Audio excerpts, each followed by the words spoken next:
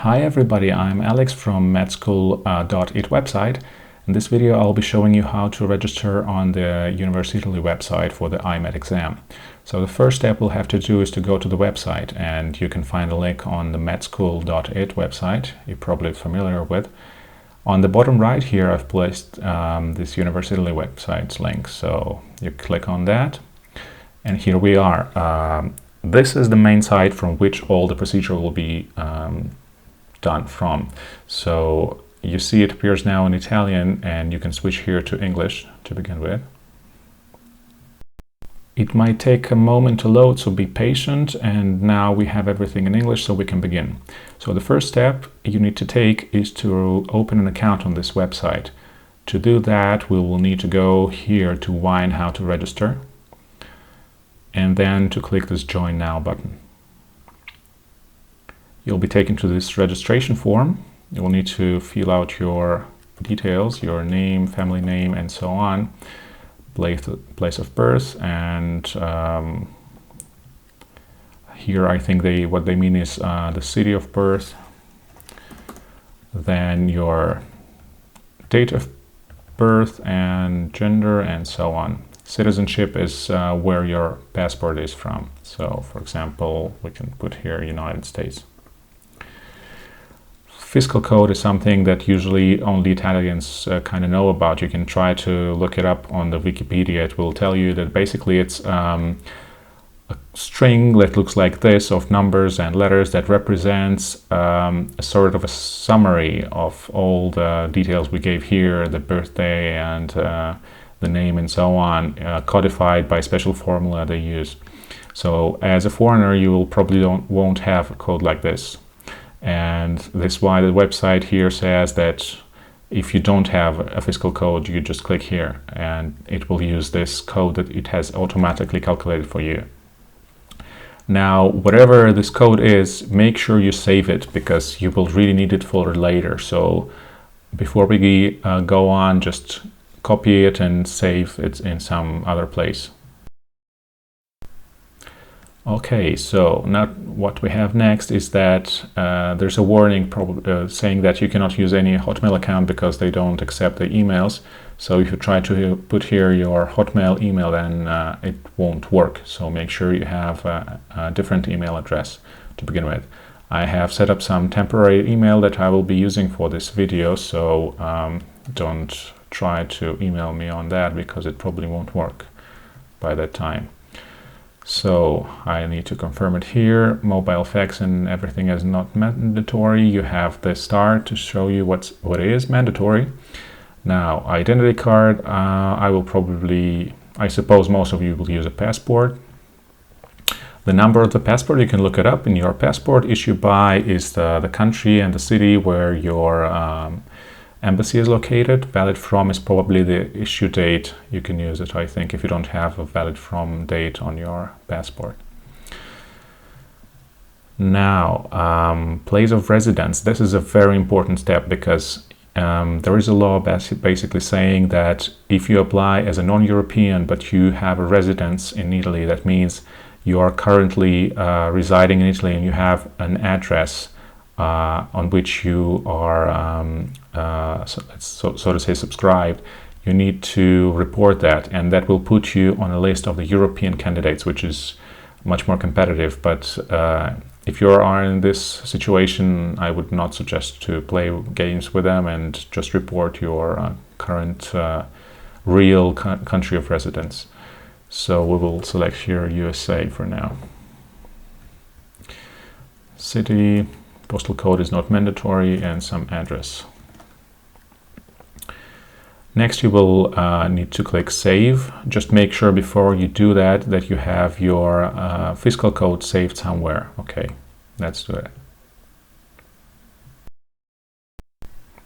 Okay, so we get this message that we are nearly done and the registration was successful.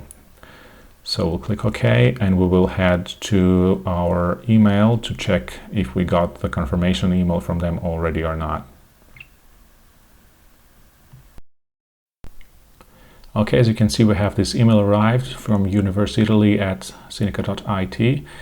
I will open it, and it basically says that to complete the registration I will need to click this confirmation link, or to copy this one and paste it. A confirmation link will work from here, so I'll just click it. Okay, we will be taken to this website and we will need to select a password. Now, if you don't get this page or you get some error or something, you can use the password recovery option on top here, and you will be asked for your fiscal code that we written somewhere just in case. Well, I will use here a password, and I'll click save. Okay, so now we're taken to this main area for the registration. So here you have some details. Unfortunately, they didn't translate everything from Italian to English, but it basically says that there's no actual event, and here you can choose to change your personal data. So now that we have the account, we can carry on with the registration for the IMAT exam. We'll go to the main page, Universitaly, and scroll down. And in the news, we have this link about the inscription opening. So they probably mean the subscription, but we will see. Click here. And now we're taken to this page that says to go here in order to proceed with the registration. So we'll click on that. Now, as you see, we're logged in, and this is a prerequisite to go to this step. Here you will have to choose your university. So one choice is compulsory and the other choices are optional.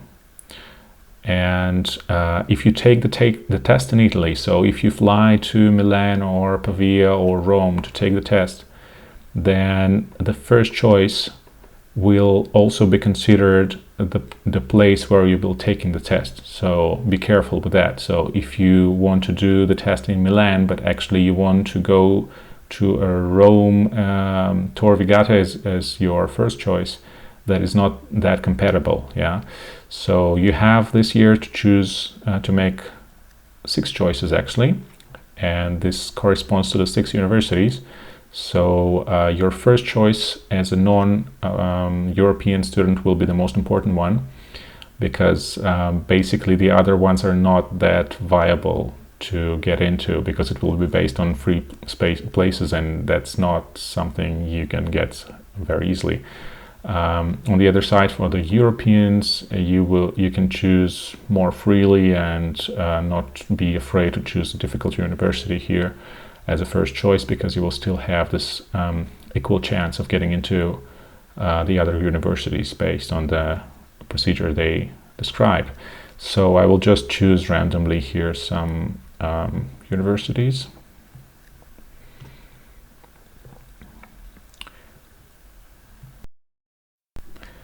And here they warn you that you should be sure of your first choice before you pay for the exam, because if you will pay for the registration, then you will not be able to change it so easily.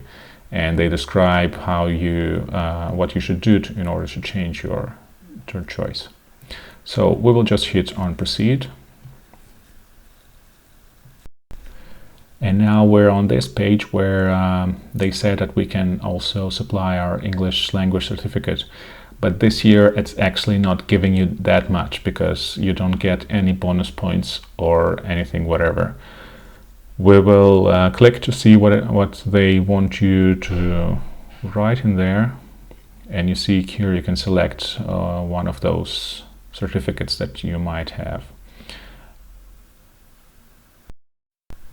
Here in the top they describe the situation in which the certificate might help you, and actually it's a very, very rare situation in which just the last places of the list are not are suited for 2 or more candidates, and they will need to decide which of the 2 will get the actual place, and then they will use this certificate in your benefit. But the chances of this happening are so low, I wouldn't even consider getting a certificate if you don't already have one.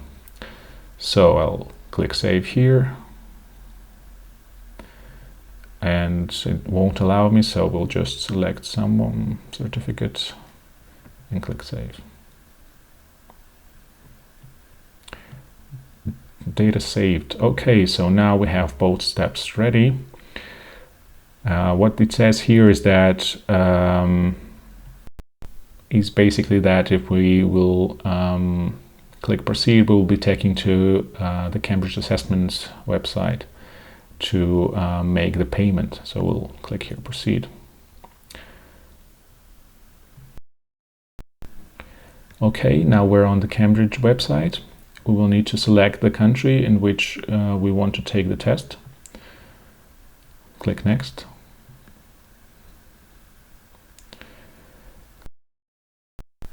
There's just one session to select from, so you just click on it. Probably it's just for other Cambridge exams that have more sessions, so they reuse the system. And now you can see this. Here we will need to give your visa or other card number and fill those details. The test will cost 120 euros. It will probably display a different currency here. Security number is the one you probably already know that appears on the back of your card. And some more details here. I won't be filling it now because I don't actually want to take the test.